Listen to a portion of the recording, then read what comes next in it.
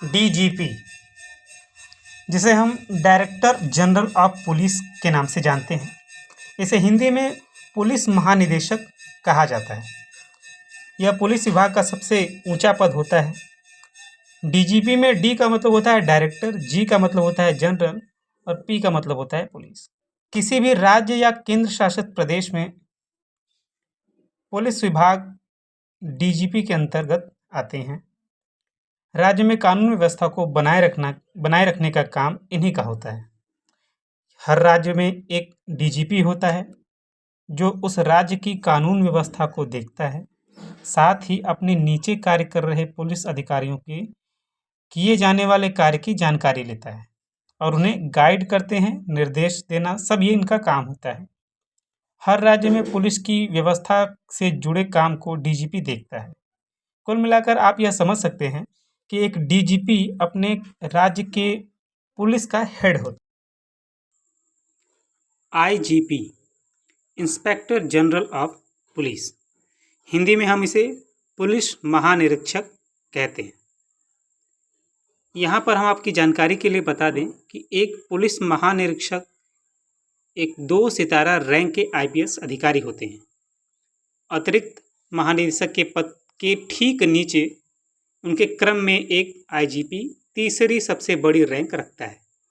एक आईजी के रैंक कर्मी अपने कॉलर पर एक गॉर्जेट बैच पहनते हैं। हालांकि इसमें डीआईजी, एसएसपी के समान गहरे नीले रंग की पृष्ठभूमि होती है।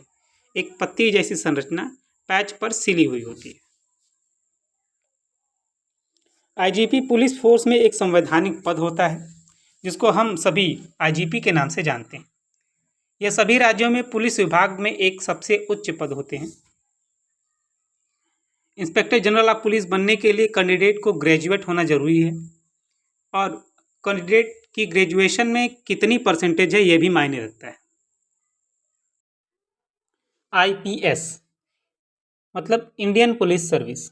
यह पद भारत के संविधान के अनुच्छेद 312 के तहत गठित 3 अखिल भारतीय सेवाओं में से एक है।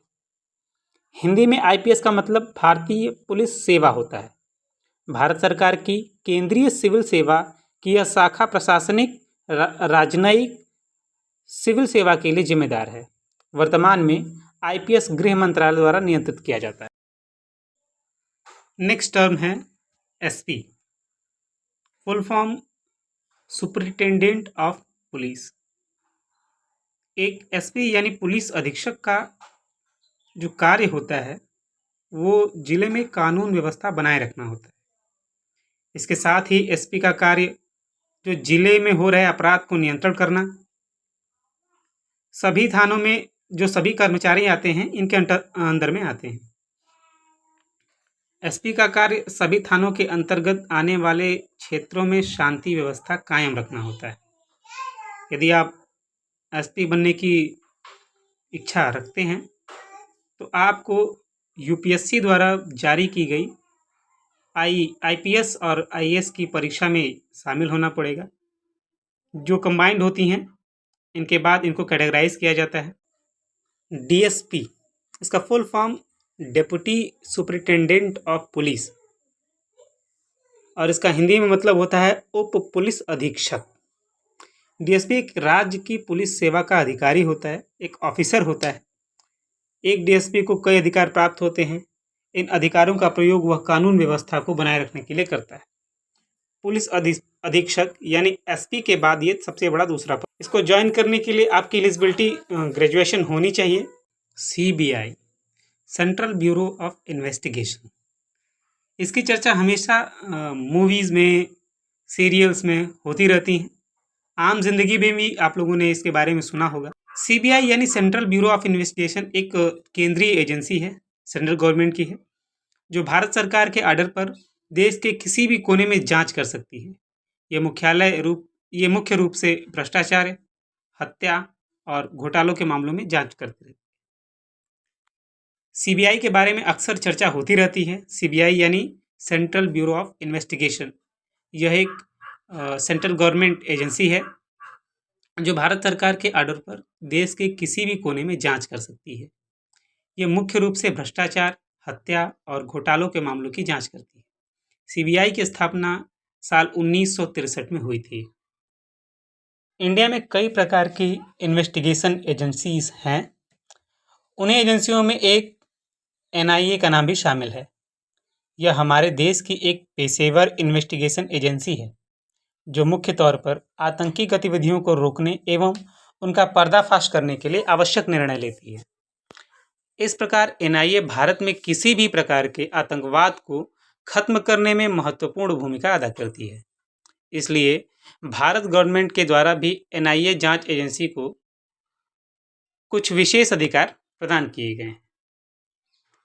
एनआईए जांच एजेंसी में जो भी अधिकारी शामिल होते हैं वो काफ़ी क्रिएटिव माइंड होते हैं।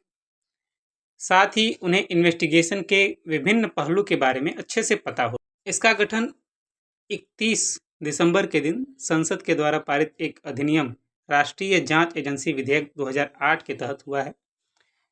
जब इस एजेंसी को बनाया गया तब इसके संस्थापक महानिदेशक राधा विनोद राजू थे, जो साल 2010 के 31 जनवरी तक इसके महानिदेशक के पद पे रहे थे।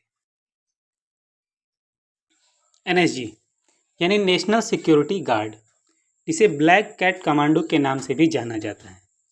इसमें शामिल होने का सपना हर युवाओं का होता है, लेकिन इसका हिस्सा बनना बेहद कठिन होता है।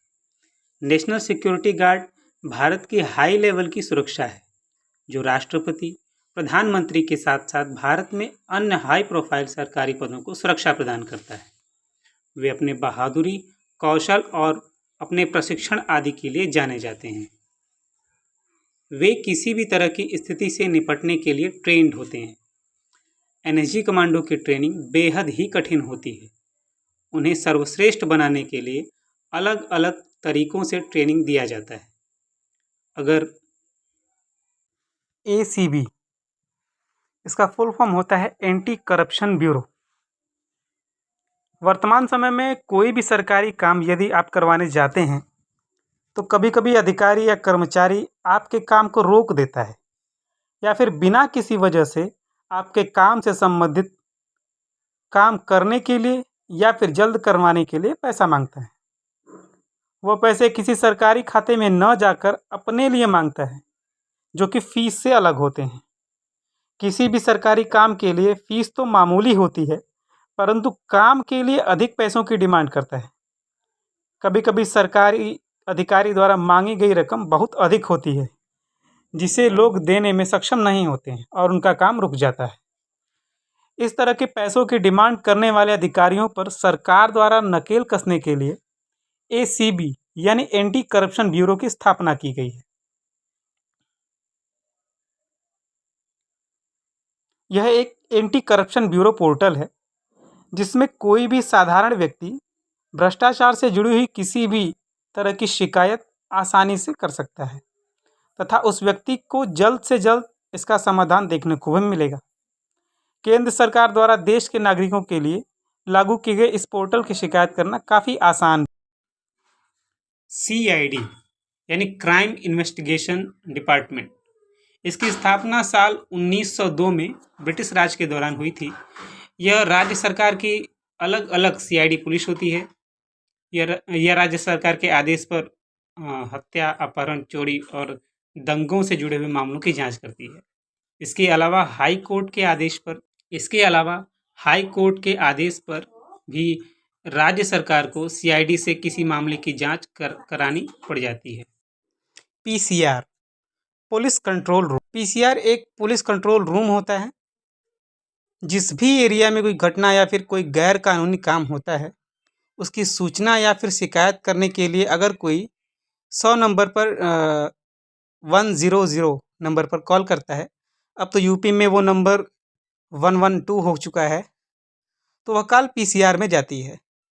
जो भी अधिकारी पीसीआर में उस कॉल को रिसीव करता है, वह अधिकारी उस एरिया के पास जो भी थाना या पुलिस चौकी होती है उन्हें इस बारे में सूचित कर देता है, जिससे पुलिसकर्मी जाकर वहाँ ज़रूरी कार्रवाई कर सकें।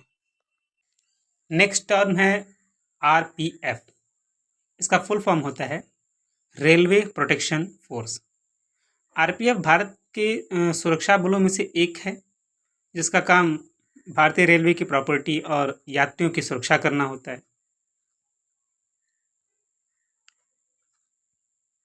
रेलवे विभाग में आरपीएफ के अलग-अलग पोस्ट जारी की जाती हैं।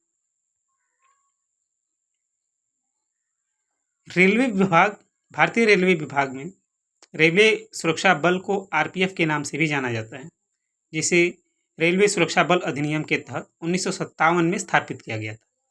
रेलवे प्रोटेक्शन फोर्स का मुख्य काम रेलवे संपत्ति और ट्रेन में सफर कर रहे यात्रियों की सुरक्षा करना होता है। भारतीय रेलवे विभाग के द्वारा आरपीएफ के विभिन्न पदों जैसे कांस्टेबल, सब इंस्पेक्टर आदि के लिए भर्ती का आयोजन किया जाता है। इसके लिए परीक्षा का आयोजन रेलवे मंत्रालय द्वारा किया जाता है। भारतीय रेल विभाग बहुत बड़ा है। इसके लिए प्रत्येक वर्ष उम्मीदवारों के लिए एक बहुत बड़ी संख्या में वैकेंसी जारी की जाती है।